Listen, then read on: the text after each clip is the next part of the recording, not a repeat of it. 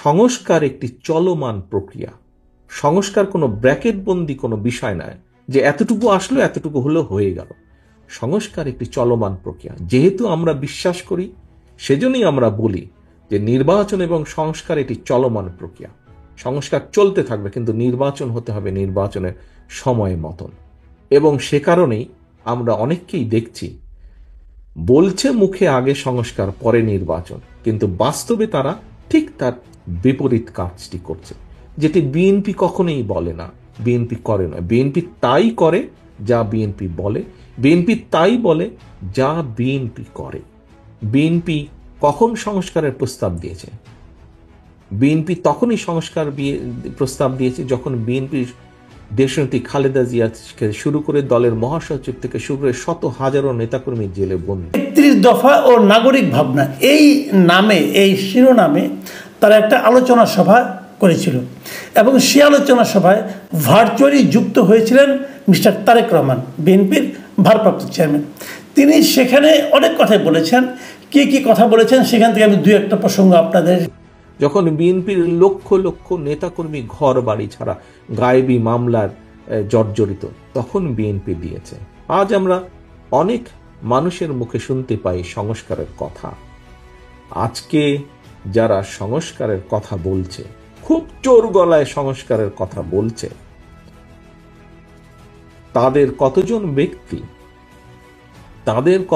ব্যক্তি সেই সময়ে স্বৈরাচার শেখ হাসিনার রক্ত চক্ষুকে উপেক্ষা করে সংস্কার করার কথা সাহস করে বলতে পেরেছিল।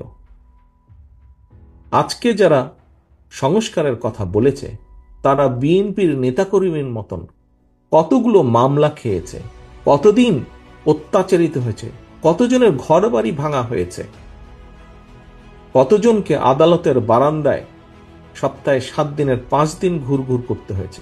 হয়নি, খোঁজে দেখেন, কারণই হয়নি যারা আজকে জোর গলায় সংস্কারের কথা বলছে। আনবো প্রথম আলো এই রিপোর্টের, এই অনুষ্ঠানের যে রিপোর্টটা করেছে, সেই রিপোর্টের শিরোনাম তারা করেছে এয়ার কন্ডিশনের ভেতরে বড় বড় দামি অফিসে বসে তারা সংস্কারের কথা বলছে তারেক রহমান। এই হলো প্রথম আলোর শিরোনাম। দৈনিক ইত্তেফাকেও আমি দেখলাম ঠিক একই শিরোনাম তারা করেছে, যে এয়ার কন্ডিশনের ভেতরে বসে এগুলো করলে হবে। এখন উনি হুবহু কি বলেছেন সেটা আপনাদের একটু আমি পড়ে শোনাই। উনি বলেছেন, বড় বড় জায়গায় বসে, এয়ার কন্ডিশনের ভেতরে বসে, বড় বড় দামি দামি অফিসে বসে তারা সংস্কারের কথা বলছে। আজকে যারা সংস্কারের কথা বলছে, এরা সুবিধাপ্রাপ্ত হয়ে, অর্থাৎ সরকার তাদের গাড়ি দিচ্ছে, তাদেরকে বেতন বোনাস ভাতা দিচ্ছে, তার উপর তারা বসে সংস্কারের কথা বলছে। এবং উনি আবার বলেছেন, উনি এর সঙ্গে আবার যুক্ত করেছেন, সেটা হলো যে ওনাদের বিএনপির যে সংস্কারের কর্মসূচি ছিল সেটার উনি একটা তুলনা করেছেন। তিনি বলেছেন, বিএনপি এসব সুবিধার ভেতর থেকে সংস্কারের কথা বলেনি। বিএনপি যখন সংস্কারের কথা বলেছে, তখন বিএনপি রাজপথে স্বৈরাচারের সাথে যুদ্ধ করছে, একদিকে আন্দোলন করছে, আর আরেকদিকে বিএনপি দেশ গঠনের চিন্তা করছে। আমি এই দুটো কথাই মোটামুটি রাখলাম, এই দুটো নিয়ে আলোচনা আমরা করব। দেখুন, তারেক রহমান কিন্তু এই যে এসি রুম, এয়ার কন্ডিশন, এটা কিন্তু আসলে আবিধানিক অর্থে বলেন নাই। উনি যেটা বলতে চেয়েছেন, আমি যেটা বুঝেছি আর কি, সেটা হলো এখন যারা সংস্কার করছে তারা সুবিধাজনক অবস্থানে বসে সমাজ সংস্কার করছে। কিন্তু বিএনপি যখন সংস্কারের প্রস্তাবগুলি দিয়েছিল, সেই প্রস্তাবটা ছিল বিএনপির জন্য একটা প্রতিকূল অবস্থা।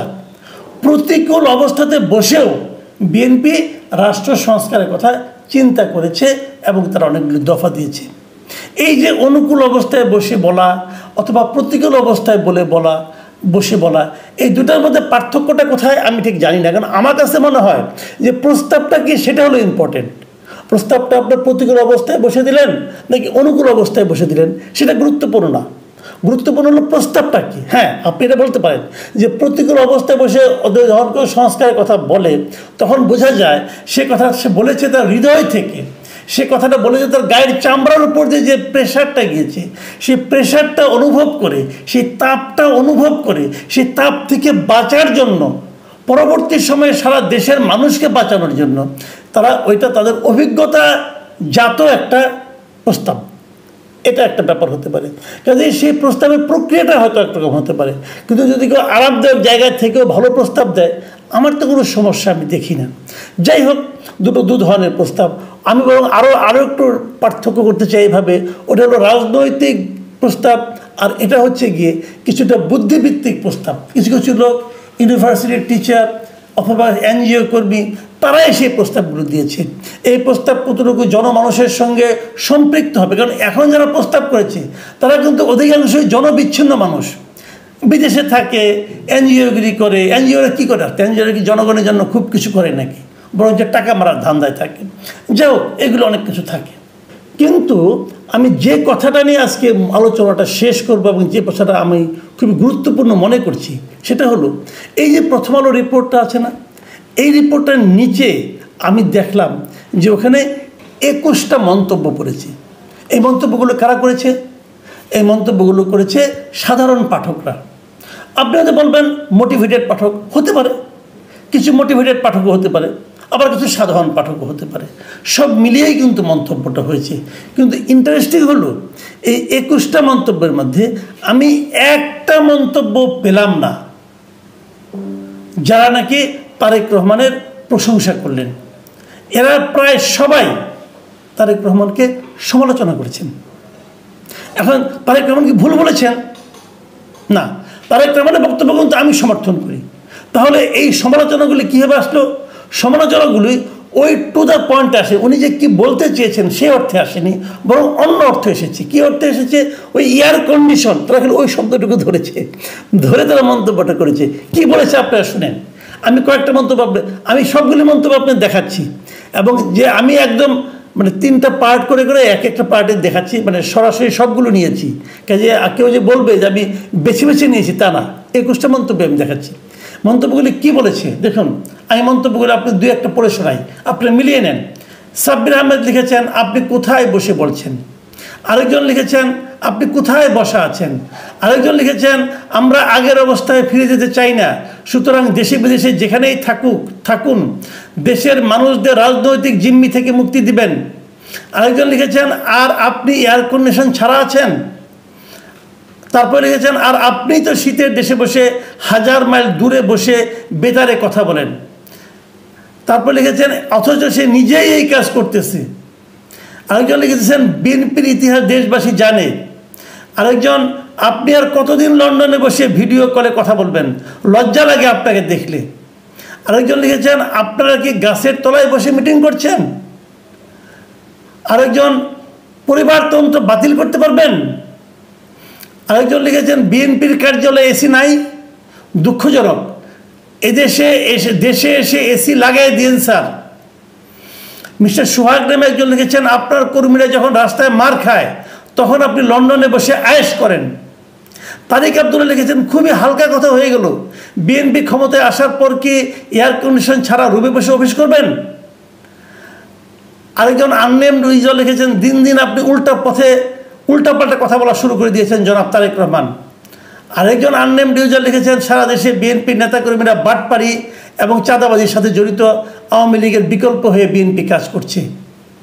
আরেকজন লিখেছেন, কি করবে বলেন, দেশ তো লন্ডনের চেয়ে বেশি গরম। আরেকজন লিখেছেন, 10% না দিলে আমি কিছু বলি না। আরেকজন খাইরুল ইসলাম সুজন লিখেছেন, সংস্কার করছে, চুরি তো করছে না। লিঙ্কন লিখেছেন, আপনি তো লন্ডনে বসে প্রধানমন্ত্রী হওয়ার স্বপ্ন দেখছেন। আরেকজন লিখেছেন, আপনি কোথায় বসে আছেন জনাব। আরেকজন লিখেছেন, নির্বাচিত হয়ে কী এমন করতে চান আপনারা যা এখন করা সম্ভব না, তার একটা লিস্ট দেন দেখি। এই যে মন্তব্যগুলো, এই মন্তব্যগুলো আসলে কি ইন্ডিকেট করে? আবার দেখুন, ইত্তেফাকে কমেন্ট এসেছে 19টা। আমি যখন এই রেকর্ড করছি তখন আমি দেখলাম, এবং সেই 19টার মধ্যে আমার বিবেচনায় মাত্র 2টো কমেন্ট তা খুব হালকাভাবে তারেক রহমানের বক্তব্যের পক্ষে আছে। আমি মনে করি এই জায়গার থেকে একটা সিদ্ধান্তে আসতে হবে, অথবা আমি মনে করি এটা আই ওপেনার, একটা চোখ খুলে দেওয়ার মতো কিছু মন্তব্য কিন্তু এখানে লোকজন করেছে। এই প্রশ্নটা এখন দেখেন তারেক রহমান কে বলেছেন, তারা কেউ কিন্তু মূল বক্তব্যে যাচ্ছেন না, তারা অন্য লাইনে যাচ্ছেন। কেন? কারণটা হলো তারা তারেক রহমানের প্রতি ক্ষুব্ধ, তারা বিএনপির প্রতি ক্ষুব্ধ, বিএনপির প্রতি তারা ক্ষোভ প্রকাশ। আপনি তো বলতে পারেন যে এই অনলাইনে জামাত অথবা অন্যরা এরা সব ভর করেছে, এই জন্য বিএনপির কি একজনও ভর করতে পারলো না? বিএনপির কেউ কি পত্রপত্রিকা পড়ে না? বিএনপির কেউ কি কমেন্ট লেখে না? বিএনপির সবাইকে অশিক্ষিত কেন? তারা কেন কমেন্ট করছে না? তারা কোথায় কি করছে? তারা ওই যে বলা হয়ে থাকে গ্রাম অঞ্চলে লুটপাট চলছে, তারা কি লুটপাট নিয়ে ব্যস্ত? তারা কি চাঁদাবাজি নিয়ে ব্যস্ত? বিএনপিকে আগামীতে নির্বাচনে যাওয়ার জন্য পাগল হয়ে গেছে, অথবা নির্বাচনে গেলে তারা ক্ষমতায় যাবে এরকম ভাবছে? বিষয়টা কি এত সোজা? দেশের মানুষের মন জয় করতে হবে। এই যে লোকগুলো 100% কেন এই ধরনের মন্তব্য করছে, এই প্রশ্নটার জবাব কিন্তু তারেক রহমান সাহেবকে দিতে হবে। এই প্রশ্নের জবাব কিন্তু বিএনপির নেতৃবৃন্দকে দিতে হবে। কেন হচ্ছে এরকম ভাবতে হবে। একটা প্রশ্ন কিন্তু আসবে। 8 মাস হয়ে গেল, তারেক রহমান কেন এখনো এই দেশটাকে ওনার ফিরে আসার যোগ্য ভাবতে পারছেন না? কেন পারছেন না? এই প্রশ্নটা আমি করেছি, করে অনেকের কাছে বিরাট ভাজন হয়েছি। কিন্তু অনেকে আমাকে বোঝানোর চেষ্টা করেছেন। উনি বলতেছেন না, নিরাপত্তাজনিত সমস্যা হতে পারে। আবার কেউ বলছেন যে উনি আসলে পরে মানে ইলেকশনের সময় যেরকম একটা উনি আসলে ওনাকে কেন্দ্র করে একটা বিরাট জনসমর্থন হবে, উনি যদি আগেই চলে আসেন সেই জনসমর্থন তাহলে কমে যাবে।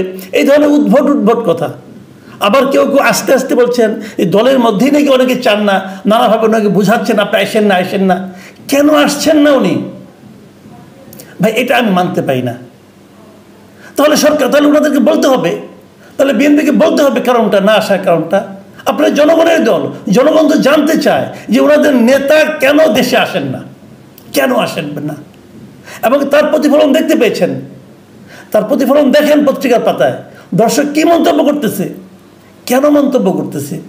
এই মন্তব্যগুলো যদি মাথায় নিতে না পারেন, বিবেচনায় নিতে না পারেন, এবং বিবেচনায় নিয়ে সে অনুযায়ী কাজ করতে না পারেন, তাহলে মনে রাখবেন আপনারা দিন দিন আরো দূরে সরে যাবেন। এইভাবে হয় না। আবেগ দিয়ে কেবল আমি ভালো, আপনার নেতারা শুনেন, তারেক রহমান সাহেবকে আমি বলবো, দেখেন আপনার দলের কর্মীরা, আপনার নেতারা আপনাকে তো বলবেই, তারা আপনাকে হাওয়া দিবে, ওই বাংলায় বলে পাম দেবে যে আপনি আনপ্যারালাল, আপনি আনপ্যারালাল। পৃথিবীতে কেউ আনপ্যারালাল না। আজকে যে আনপ্যারালাল, কালকে সে আনপ্যারালাল থাকবে না। জনসমর্থন ঘুরে যেতে 2 মিনিট লাগে না।